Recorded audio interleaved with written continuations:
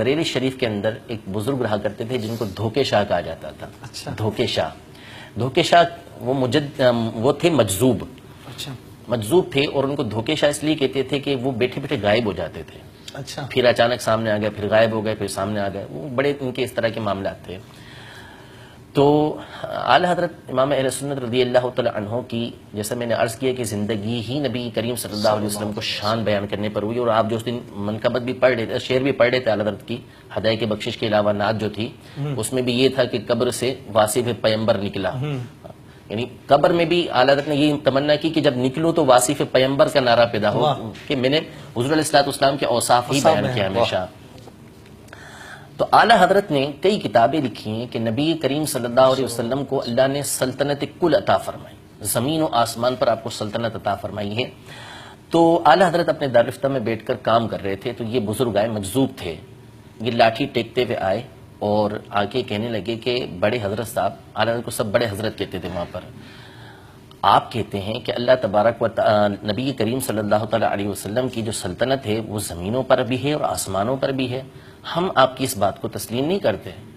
ہم یہ کہتے ہیں کہ سلطنت زمین پر تو ہمیں نظر آ رہی ہے, یعنی ان کا مرتبہ دیکھیں کہ زمین پر ہمیں سلطنت نظر آ رہی ہے, کہ زمین پر اللہ نے سلطنت عطا فرمائی ہے. آسمانوں کو ہم تسلیم نہیں کرتے کہ آسمانوں پہ سلطنت ملی ہے. اعلی حضرت نے فرمایا کہ سلطنت ملی ہے. وہ جلال میں آ گئے, کہا کہ نہیں ملی. اعلی حضرت بھی جلال میں آ گئے, فرمایا ملی ہے. انہوں نے پھر کہا کہ نہیں ملی. اعلی حضرت نے فرمایا ملی ہے. وہ ناراض ہو کے چلے گئے. اب مفتی اعظم ہند رحمۃ اللہ تعالی علیہ یہ اعلی حضرت کے بڑے لاڈلے تھے, بہت لاڈلے تھے, کیونکہ ان کی بشارت پہلے ملی تھی اور اعلی حضرت ان کے بارے میں فرمایا کرتے تھے کہ میرا بیٹا پیدائشی ولی ہے. تو چھت پہ کھڑے ہوئے تھے, اچانک چھت سے نیچے تشریف لے آئے, خود بخود بغیر کسی وجہ کے نیچے آئے, گرے اور بے ہوش ہو گئے. گھر پہ اطلاع پہنچ گئی کہ اعلی حضرت کا معاملہ ہو گیا ان مجذوب کے ساتھ اور یہ مسئلہ کھڑا ہو گیا. گھر پہ آئے, اعلی حضرت کو اطلاع ملی کہ مفتی اعظم ہند رحمۃ اللہ علیہ بے ہوش پڑے ہوئے. اعلی حضرت پہنچے تو کہا کہ یہ بے ہوش ہیں, ہوش میں نہیں آ رہے کسی صورت میں, اور آپ کو کیا ضرورت تھی ان سے الجھنے کی, والدہ کیوں الجھے تھے آپ ان سے, اب یہ دیکھیں بھگتنا پڑ رہا ہے.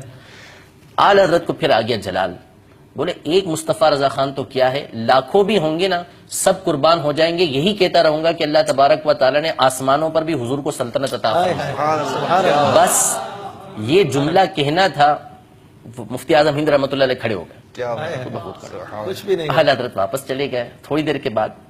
تو یہاں آگے ذکر کرنے سے پہلے مجدد الفسانی رحمۃ اللہ علیہ نے لکھا ہے کہ جو اپنے زمانے کا مجدد ہوتا ہے نا وہ اولیاء کی منزلیں طے کرواتا ہے, یعنی اولیاء کے درجے ہوتے ہیں نا. یہ دیکھیں یہ مجذوب کیا کہہ رہے ہیں کہ مجھے زمین میں سلطنت نظر آ رہی ہے. ہمیں کیا نظر آتی ہے, ہم مانتے ہیں, تسلیم کرتے ہیں, آمنا و صدقنا, لیکن بظاہر ہم دلائل دیتے ہیں کہ دلوں پر راج ہے حضور علیہ الصلوۃ والسلام کا. وہ آنکھوں سے دیکھ رہے تھے حضور علیہ الصلوۃ والسلام کی سلطنت, لیکن زمین پہ دیکھ رہے, آسمان پر نہیں دیکھ رہے, کیونکہ ان کا مقام مرتبہ بھی وہاں تک پہنچا نہیں تھا. اعلی حضرت مجدد ہے اور مجدد اپنے زمانے کے اولیاء کے درجات کو طے کرواتا ہے, ان کے درجات کو بڑھاتا ہے. تھوڑی دیر کے بعد وہ مجذوب آئے اور کہا کہ بڑے حضرت صاحب آپ ٹھیک کہتے تھے, ہم پہلے زمین پر دیکھتے تھے, اب آسمانوں پر بھی نبی کریم صلی اللہ علیہ وسلم کی سلطنت کو دیکھتے. اللہ اکبر, سبحان اللہ. تو یہ ہے اعلی حضرت رضی اللہ تعالی عنہ کی زندگی کا سب سے بنیادی پہلو کہ کروں تیرے نام پر جاں فدا, نہ بس ایک جاں دو جہاں فدا, دو جہاں سے بھی نہیں جی بھرا, کروں کیا کروڑوں جہاں نہیں. سبحان اللہ.